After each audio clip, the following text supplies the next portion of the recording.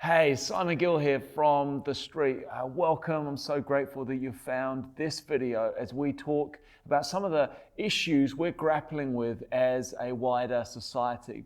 And it's really important that you know that this message sits as part of a wider series we're calling Origins, where for the first 3 weeks we sort of established some biblical foundations that then allowed us to have a 3-week conversation around some of these broader issues. If you haven't yet found those first 3 weeks, I'd really encourage you to go and watch those first before you watch this video. Please know we hope that this video is a blessing to you and we are praying for you. Be fruitful and multiply. That was God's command to the first man and the first woman, Adam and Eve, after he had made them. And we're getting pretty good at it. Sometime in the next couple of weeks, mid-November 2022, the world's population is forecast to pass 8 billion people. This is a picture of the Earth from space. You can see all the night lights spread across the globe. You can see that we have filled the earth. That's what God commanded us to do after saying, be fruitful and multiply. This is a close-up of the Persian Gulf. Look at the lights littered around the water. This is Europe. You can see the big cities of London and Paris and Rome. This is India, the great subcontinent, 1 billion and more people. We've filled the earth, I think. Right now, the global population is growing at about 140 people per minute. But you know, God wasn't finished. After he said, fill the earth, he said, rule over it, subdue it, and have dominion over the fish of the sea, and over the birds of the heavens, and over every living thing that moves on the earth. Now, what does that mean? So today we're going to have a talk about how God intends us to relate to creation. And Jenny mentioned climate care, but I'm going to be a little bit cheeky and go beyond the brief. We're actually going to talk about everything. We're going to talk about how we relate to the natural world, because in filling it, we have touched every part of it. A couple of weeks ago, Jerem talked about the fall, and it was this devastating event for us spiritually, but also physically. So when Adam and Eve rejected God, when they broke the covenant relationship with him, our relationship was fractured. And God said, cursed is the ground because of you. The whole planet was compromised. That's how close our relationship with the planet is and was. And so the world became hostile. It became subject to death and disease and predatory behavior and all those cruel behaviors we see on those nature documentaries that my wife hates to watch, because she can't stand watching that penguin knowing that there's a polar bear around the corner. You know, she just can't stand it. So we don't get to watch that. But we live in this incredible world where we see this mix of wondrous, wondrous beauty. And yet we see this compromise as well. And things have certainly gotten worse since the fall as a result of our behavior. Here in New Zealand, many of our lakes and rivers are not safe to swim in. And near our towns and our cities, the beaches often aren't safe either, because our wastewater systems don't cope. It's just not safe. Our wildlife is under threat from introduced pests, and our consumer habits have massive flow-on effects. At a global level, it's been estimated that by weight, there will be more plastic than fish in the sea by 2050.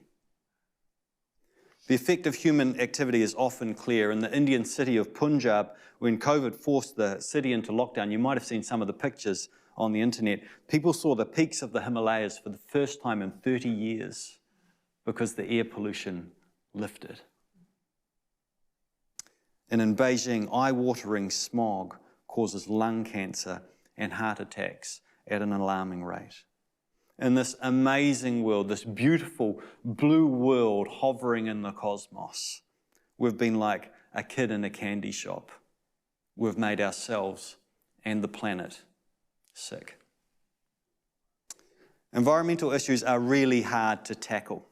They are so heartfelt, they are complex, they are things we feel passionately about, and they're divisive for those reasons too. They are local and they are global. Should I buy free-range eggs? Should I shrink my carbon footprint if you're thinking about issues like climate change or factory farming? Should we plant trees with our land or should we grow food on it? Who's going to plant those trees? What if that's my livelihood? What if that's my identity? And questions like this make it all the more important for us to understand how we think about our relationship with the environment and how we engage with society on these issues as Christians. I mean, imagine being a person in Beijing. This isn't easy. If starting my car might give someone lung cancer, am I loving my neighbour when I put the key in the ignition? But what if my car is the only way to get to work? What if that's how I need to travel to feed my family? So today I want to give us a framework to think about this subject of creation care. How do we interact with nature? How do we think about these complex issues? And how do we even think about the solutions in a God-honouring way? So let's dig in and let's give ourselves a bit of a backdrop, and then I'll give us some principles we can apply. So to start with, the Bible establishes creation as just this profound part of our identity. As I've talked about, the Bible starts with this, right? It says, in the beginning, God created the heavens and the earth. Before we even get a mention, there's creation, there's the planet. And it fills us with awe, doesn't it? My favourite Bible verse is, it's the start of Psalm 19. It's, the heavens declare the glory of God. The skies proclaim the work of his hands. Day after day they pour forth speech. Night after night they display knowledge. And it just goes on, and it's just wonderful. And I just feel worshipful saying it, because doesn't the natural world make us feel like this? And we see God's glory, his signature, painted all over the cosmos and in the finest parts of our being. Nature is where we met with God. It's where Adam and Eve were placed in the Garden of Eden, and we read that God would come walking in the garden in the cool of the day. Isn't that a wonderful image? And God told them to work the land and to care for it. In all of this, we're starting to get a picture of why creation matters to us so much. It's why we're so concerned when we see problems in the natural world. There's something deep in us that doesn't seem right. I've already touched on the fact that the Bible says we were made to have dominion over the earth, and some translations say rule or reign. But this command was given to us before humanity was compromised, before the fall, before we were morally compromised. And at that point, everything in creation was good, and we were made to be good rulers of it. Actually, before things went so badly wrong through the fall, God said before he gave us permission to eat the animals, we were meant to be vegetarians. Can you get a load of that? That was plan A. God made us to exercise a godly rule over the world. And as I said, when we see these destructive environmental trends, it speaks to something really deep within us. But let's go deeper still.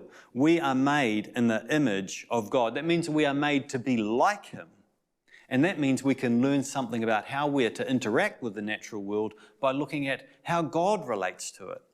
And so let's look at this verse first of all. In Psalm 24 we read, "The earth is the Lord's and everything in it, the world and all who live in it. For he founded it on the seas and established it on the waters. The earth is the Lord's." It's his. It belongs to him. And he has given us dominion or sovereignty, but what this verse tells us is he hasn't given us fundamental ownership. And so the word steward is a good one for us to think about here. A steward is someone who cares for something on behalf of someone else. And in our case, that someone else is God. How does that make us think about our relationship with the natural world? So how does God feel about the creation? Let's have a look at that. Well, when a man named Job, we read about in the Bible, got too big for his boots, God asked him a few questions to help him get his perspective back. And these questions were designed to reveal how much God knew and how much he was in control, but it also reveals something really beautiful about how God feels about creation. God asked Job, "Do you know when the mountain goats give birth? Do you observe the calving of the does? Is the wild ox willing to serve you? Is it by your understanding that the hawk soars and spreads his wings toward the south? But here is my favorite example. Who has let the wild donkey go free? Who has loosed the bonds of the swift donkey, to whom I have given the arid plain for his home and the salt land for his dwelling place? He scorns the tumult of the city. He hears not the shouts of the driver. He ranges the mountains as his pasture, and he searches after every green thing. How cool is that? I love that teasing question. Who has let the wild donkey go free? And of course, God is implying, it was me. Do you think God cares about his creation? Do you think he cares about the wild creatures in the wild places? I think he does. I think the call for us to care as Christians is really clear, but actually we often get it wrong. And before we go into our framework to think about these things, I want to give us a few insights into a couple of theological pitfalls, if you like. A couple of things for us to avoid. The first one is falling into false worship. You see, nature fills us with awe, and we can make the mistake of placing ourselves beneath or within it, rather than seeing ourselves as above it as God's humble and loving stewards. And in New Zealand, some aspects of Māori culture present a unique challenge for us in this regard. I think we should absolutely honour Māori as tangata whenua, as the people of the land with a unique care and love and custodianship. But sometimes Māori karakia or prayers spoken in public ceremonies or in some workplaces speak to parts of nature as if they are gods, or invoke a universal energy from the environment. And look, if you're in that situation, can I encourage you simply to be silent and give glory to God and pray for the blessing and the protection of the people around you. I just think that's something we need to look out for. In other cases, the challenge to God's divine order and our place within it is more subtle. Across the world, secular philosophies are saying we're just another species on the earth. And there is this move to undermine human exceptionalism by thinking about landmarks and parts of the environment and giving them personhood. And so, for example, there is a move at present globally to recognise the ocean's so-called inherent rights to exist, to flourish and regenerate. And false worship in this particular paradigm is a progressive eroding or crushing or removing of God's image from us, a diminishing of us, saying it's not yours uniquely. And when we're in this kind of situation, I think again we need to think about what is God's order? How has he established things? What role has he given to us? You see, the ocean doesn't have rights or responsibilities. It doesn't know the thoughts of God. Did you know you are special? God made you and me the pinnacle of his creation to rule over it. And I think he wants to invite us up into that, not to diminish our place in creation. The second mistake we can make theologically as Christians is actually not to care enough. I think that most of us don't object at all to the call to care. We look at the natural world and we go, this is incredible. How could I not care for that? But when the call to care compromises our comfort, sometimes we're a bit more reluctant. When it requires some sort of sacrifice or inconvenience or change to our lifestyle, we're a bit hesitant. And I think that we can theologize our way out of this. We can say, well, God mostly cares about people. Or he's mostly stirred me to care about society or the community. And those are wonderful things. But you know, it's almost as if we say that, we're saying, God hasn't given me enough love to go around. I don't think that's the God of the Bible. The other way we can theologize our way out of this is by saying, well, you know what? God one day is going to replace the whole planet.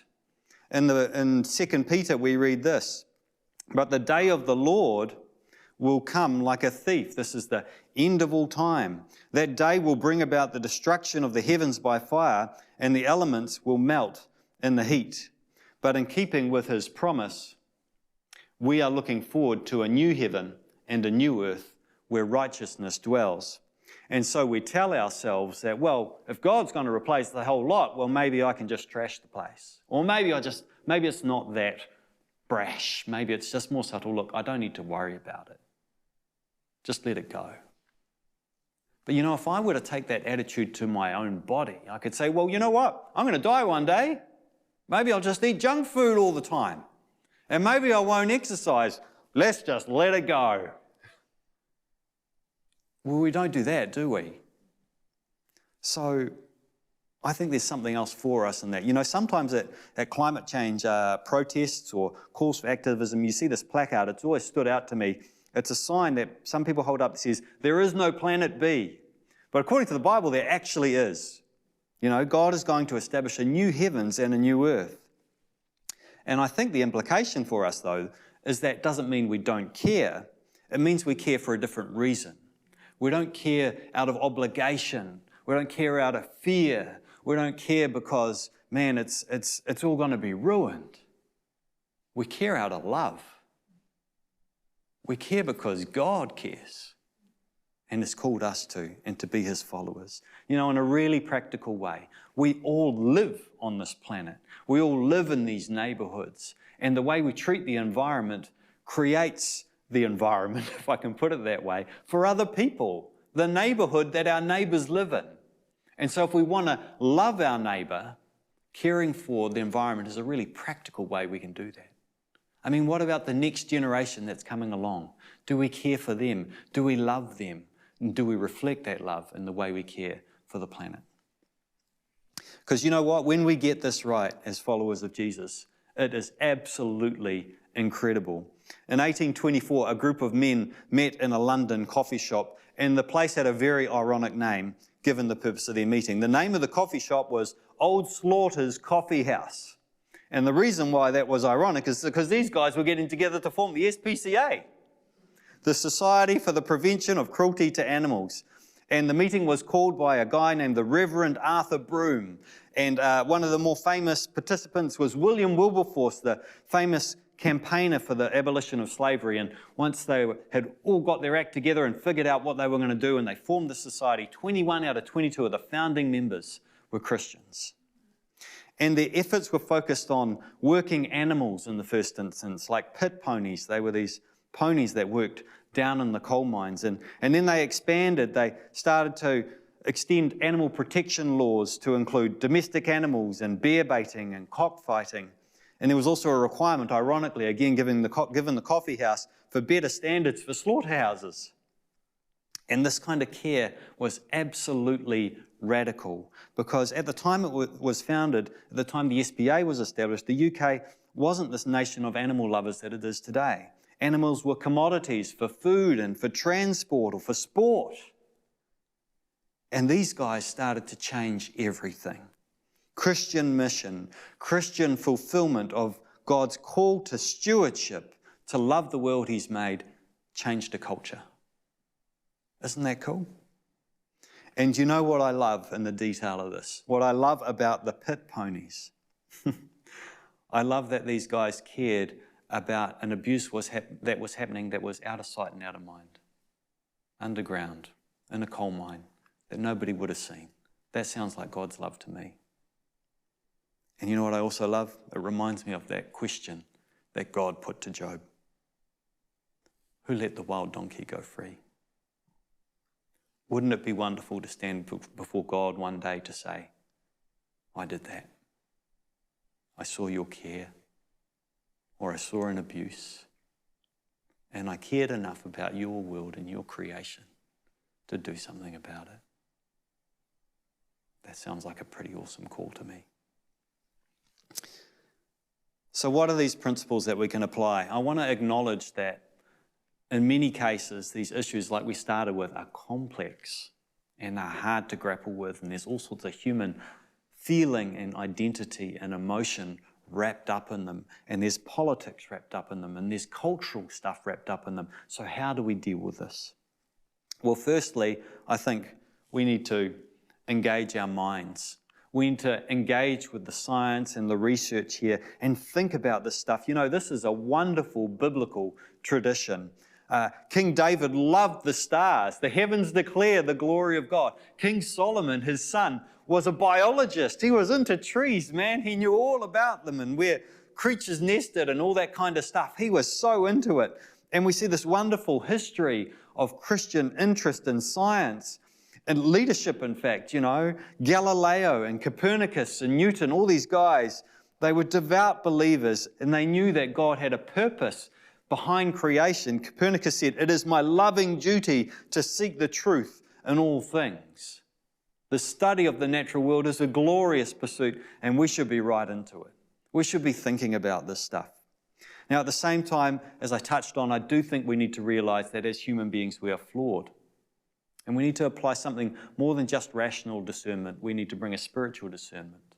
And we need to ask, where are there other political or cultural dynamics in play as these issues are explored? We also need to recognize that sometimes the scientific establishment just gets things wrong. I mean, for 1400 years, humanity believed that the sun revolved around the earth when it was completely the other way around.